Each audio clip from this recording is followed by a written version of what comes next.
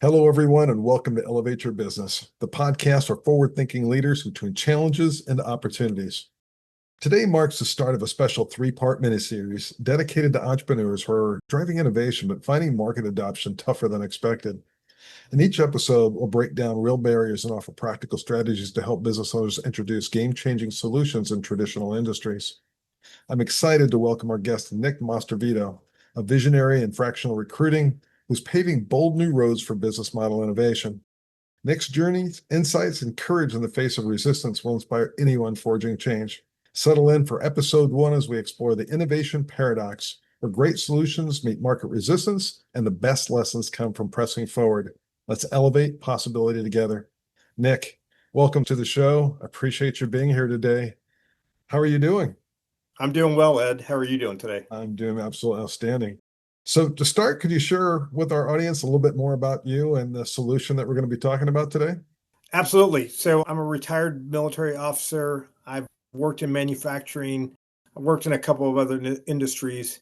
And in 2017, I decided I'm going to buy a recruiting franchise just because it sounded like a great idea. I actually had a franchise recruiter that guided me through the process. And I was very glad that I selected a franchise in recruiting. In 2022, what I realized was the branding for my franchise really did not do well in defense, engineering, and manufacturing. So I started my own company. And I've been working in those areas primarily since 2022. Like I said, my background portends well for those verticals because I have experience in all three of those areas. And so when it comes to your solution itself, describe what that solution is. How does it differ from traditional models and methods out there? Well, about a year ago, I started thinking about what I would call subscription based recruiting or fractional recruiting or recruiting as a service. And really, what this means is instead of me as a recruiter and a client recruiter fighting it out over a particular role, I'm now getting in deeper with that client. I'm actually part of the client's team. So we're working closely together. I'm getting to understand their company culture. I'm getting to understand what types of people work best for them. And so it goes beyond just finding someone that has the educational requirements and the experience. Now I'm also meshing with their company culture. That solution is a no-brainer. First of all, it's going to allow the company to be able to predict what their budget is because they're paying a set fee every month rather than, hey, if I hire this person for 100,000 and I'm charging them a 20% fee, well, there's 20 grand that they're paying me. They don't have to worry about the ups and downs of contingency recruiting. It would seem that it's a no-brainer, but it has been very difficult to get people to understand what the benefit of subscription-based recruiting is. So, can you provide a few more insights relative to the specific value proposition for these larger size businesses that have a lot of talent recruiting needs? Well, like I said, from the qualitative side, it's about me getting in deeper with that client company so that I really get to understand what they're looking for. It also is about reducing traditional contingency fees. We're talking 50 to 68% reduction in fees. We're also talking about the ability to hire faster, a continuous pipeline versus when a client calls me for a contingency contract. Yeah, I may have just finished recruiting a mechanical engineer for a different client, but that doesn't mean that my pipeline is full for the particular mechanical engineer they're looking for in the new client. So I'm essentially every new contract, I'm starting from scratch. And starting from scratch means 3 to 4 weeks before I can actually provide a viable candidate. I was also going to say that I have a low marginal cost for additional hires. So if you give me one job and you figure out, oh, you know what, I really need to hire this second person rather than me having to start over, I'm already working. I already know what types of jobs that you're recruiting for. Now it's a matter of give me the priority, but you may move somebody up. Whereas in the contingency mode, I may know that you have all these other positions open, but I'm only specifically looking for this one position because that's the only position you gave me, or however many jobs you gave me. You didn't show me the full breadth of what you're looking for in terms of candidates. So there's a lot of benefits that this solution could provide. Now, in support of that, I know in our previous conversations, you use a couple of tools to really help get to know that company. And for the company, in some ways, to get to know themselves. And one of those is a line of sight tool. And the other, I think, is predictive index. Correct. Gives you better insight as to into the candidates that are looking for potential opportunity within that company. So one side, you're getting an insight to the culture. This also provides the management of that organization insights to help improve their culture in the areas that they find as priorities. And on the predictive index side, you're helping match up. And I think as we've talked about it, you're really trying to create the right marriage between the candidates and the employers. Correct. So qualitatively, is there anything else that's missing in that relative to the benefit? No, I just would like to amplify. The line of sight really gives the client a good pulse check of how they're executing on strategy, and talent management is one of those pillars. Leadership is also a pillar. And predictive index goes also beyond just the candidate. The company can actually look and say, hey, look, I want to create a position description, but I want to do it using the correct behaviors so that when I find a candidate, I'm now going to give them the predictive index behavioral assessment. And if they match pretty close, then we know that, hey, we're on target for this particular candidate and we don't have to worry about a mishire. Think about the cost of mishiring and think about the time wasted with a mishire. Absolutely. Now, on the quantitative side of this, I was running some quick math in my mind, and I'm just using your $20,000 number. And I know from my past experience, it can run a whole heck of a lot more than that. But just at that 20,000 number, if I've got 10 positions that I hire into these engineering type positions out there versus your subscription service, there's better than a 50% savings. And Absolutely. that's incredibly conservative because the average technical engineer, manufacturing engineer is going to be a whole lot more than 20,000 to hire into those positions on a candidate by candidate basis. Correct. And so when you think about that, you've identified a superior business model, yet you're facing significant resistance. Tell us a little bit about some of the resistance that you've been faced with. Well, some of it is not being able to reach the decision maker to have that conversation. I'd love to talk to a CEO. CFOs actually are great conversations as well, because who knows better than what they're spending than the CFO? And the CFO can say, hey, look, yeah, these are all great ideas, but we really need to clamp down on our spending, or we need to at least make our spending so that we have a good understanding of what we're going to be spending on recruiting and talent management. Those same things. CEOs are like, hey, we've got to get this job done. We got to get it done as efficiently as we can. So one of the struggles is getting to the right decision maker to really have this conversation. The other struggle is, I think there's a lot of skepticism out there. There aren't a ton of recruiters that are actually using fractional or recruiting as a service or subscription. So sometimes just getting a new idea out there and the idea of risk. How much risk am I taking if I do this? Now, I will tell you, in contingency, the contingent recruiter doesn't get paid until they hire somebody. With subscription, yes, you're going to pay a much lower monthly fee, but you do it for a month, it doesn't work. You move on. Okay, hey, I'm never going to do that again because it didn't work. Or, hey, it didn't work for a reason. Let's figure out why it didn't work. But there's significantly lower risk with using an idea of this subscription to see if, hey, can I generate enough candidates? Can I get enough hires out of using a subscription service rather than my recruiter who's probably working only 50% of the time looking for candidates because they have a plethora of other duties they have to perform, versus using a contingency recruiter or multiple contingency recruiters that none of them may be on the mark because the position description may be poorly written. There may be some incongruency between the hiring manager and the talent manager or the recruiter. There's all kinds of things that can happen. And unfortunately, the communication between all of those people, to include the contingent recruiters, is never fantastic. It's not like anybody's trying to hide anything. It's just that people are busy and they can't possibly data dump everything that an outside recruiter needs in one or two conversations. Right. So having an integral role inside that organization helps resolve that. Now, for some additional context for our audience, I want to share a couple of things. One is that we've done some research around this, and right now there is a gap of about 440,000 open positions for senior level technicians, engineers, and the like. And based on this research, because there are not as many STEM students out there looking at engineering and related degrees, this gap is projected to go well into the future.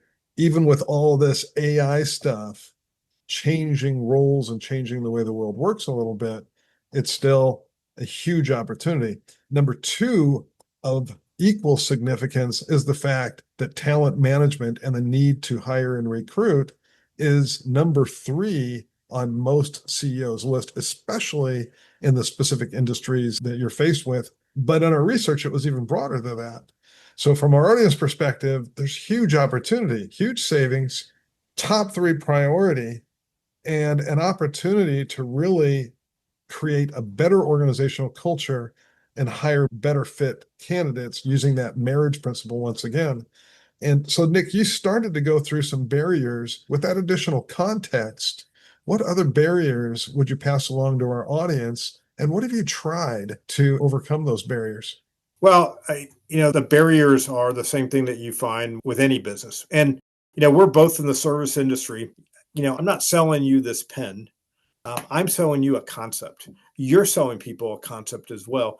And sometimes trying to understand that concept in a very short period of time. I remember sitting on a plane in Arkansas one day talking to a politician, and the politician, and this is probably 20 years ago, the politician said, I have about 15 seconds to get people to understand my message. Well, we kind of have that same problem. If we don't have a razor sharp message, it's very difficult for people to understand subscription recruiting. What does that mean? Or recruiting as a service, or fractional recruiting. How does that work? So it's very difficult to get to be very razor sharp. But then everybody's bombarded every day with 1,000 people trying to help them. Well, do I need help? Maybe I don't need help. Maybe I have such a awesome recruiting organization that I don't need. And so I'm not willing to listen to other ideas out there. Or maybe I'm afraid to tell somebody that, hey, you know what? I need help, but I'm afraid of what it's going to cost me. You hear fee and it sounds like, oh, it's going to be a $50,000 fee. No, not really. It's actually pretty inexpensive. And like I said, if you did it month to month, you could decide, hey, it cost me $7,500 this month. I didn't get the results I wanted.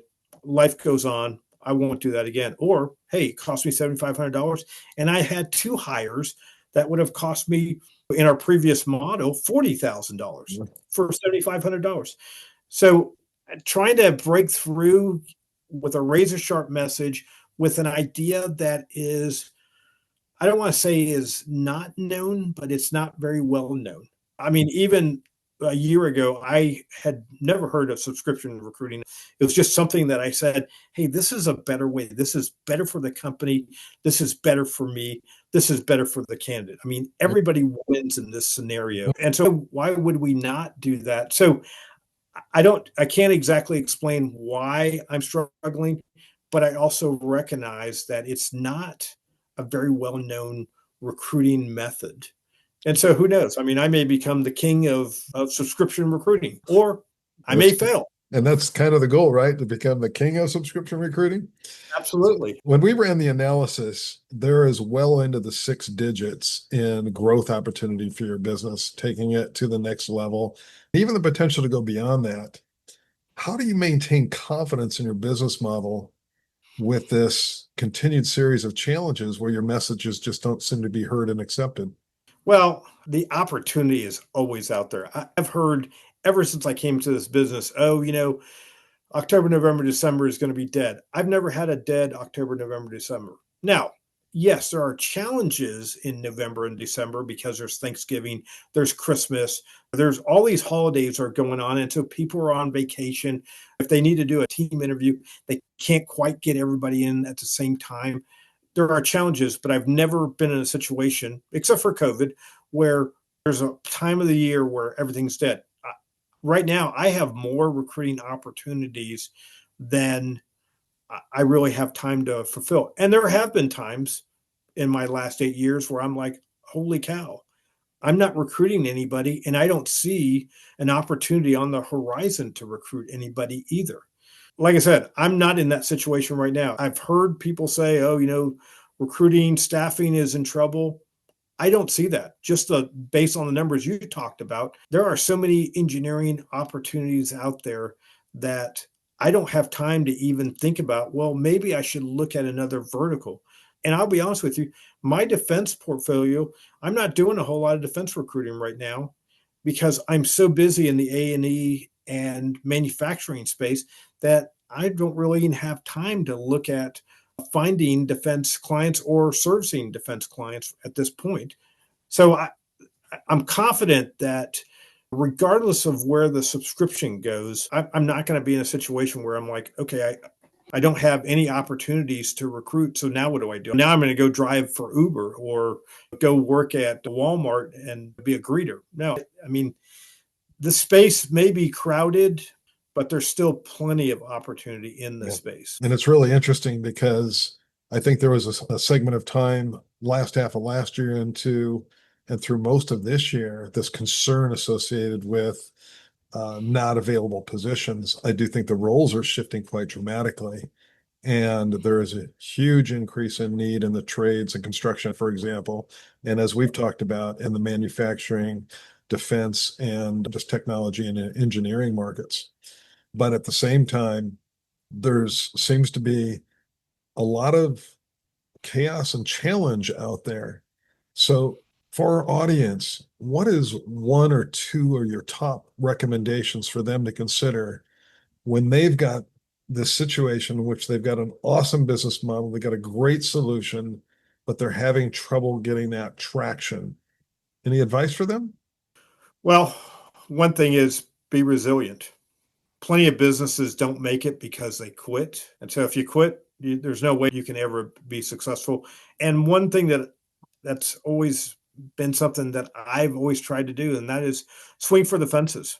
If you're afraid to engage with CEOs of large corporations, but that's your market, well, you're probably not going to be successful. You've got to be able to go out there and say, hey, look, I'm a CEO, you're a CEO, let's talk, right? What's the big deal? So be resilient, continue to swing for the fences. The only way you lose is if you quit. Now, I'm not saying that you will never go out of business if you continue to do those two things, but if you quit, you're done. Well, there's So don't one more quit. thing that I'll just highlight as part of the final thought for our audience. And you said this, you've got multiple streams of opportunity within your business. Absolutely critical. And ironically, I was on a conversation literally right before this session. And that is what one of the people in that networking event talked about.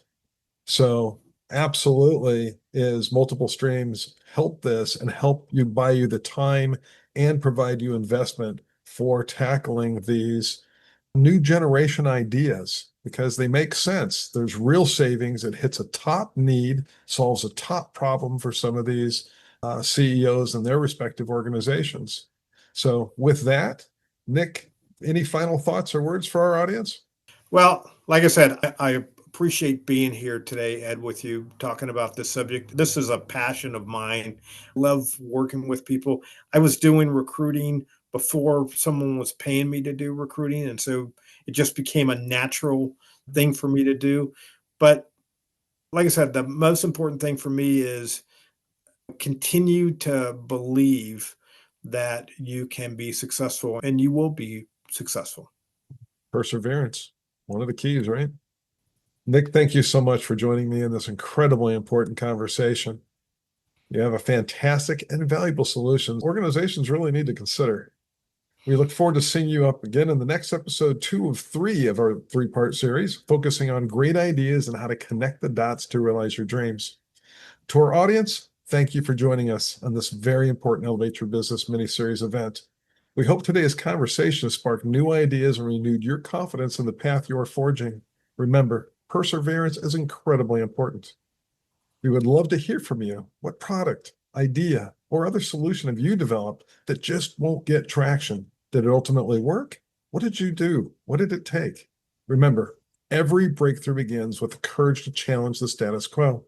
So stay inspired, stay curious, and keep reaching higher.